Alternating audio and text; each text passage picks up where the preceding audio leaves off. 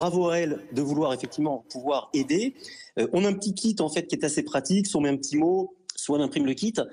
C'est pas toujours très simple. Il faut attendre un peu. On se rend compte que lorsqu'on met le mot la première fois, une journée, 2 journées passent, et on voit le tableau des services commencer à se remplir au bout du troisième jour. Voilà, qu'elle n'hésite pas à mettre des invitations et des tracts dans la boîte aux lettres des voisins sous les paillassons. Voilà, parce que peut-être que des gens ne descendent pas en fait dans le hall, restent confinés chez eux, en particulier les personnes âgées. Donc c'est important qu'elle n'hésite pas vraiment à mettre ces tracts du kit voisins solidaires sous en fait les paillassons, et elle verra que tout d'un coup on va voir quelqu'un qui va dire bah, écoutez, moi je peux pas promener mon chien, ou j'ai besoin d'aller faire des courses, des choses extrêmement simples. Aujourd'hui le problème c'est qu'on est limité, on ne peut pas sortir de chez soi, donc le seul lieu d'expression de la solidarité c'est soit le lotissement, soit le hall d'immeuble, soit la cage d'escalier.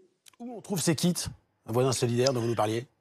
Vous pouvez télécharger le kit sur www.voisinsolidaires.fr. C'est un outil qui a été chargé 140 000 fois et on voit comment il est efficace.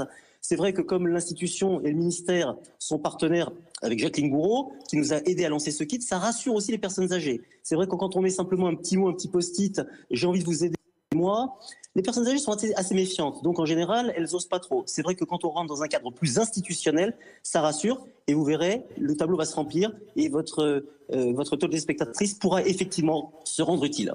Autre question de Laura. Mes voisins se réunissent quotidiennement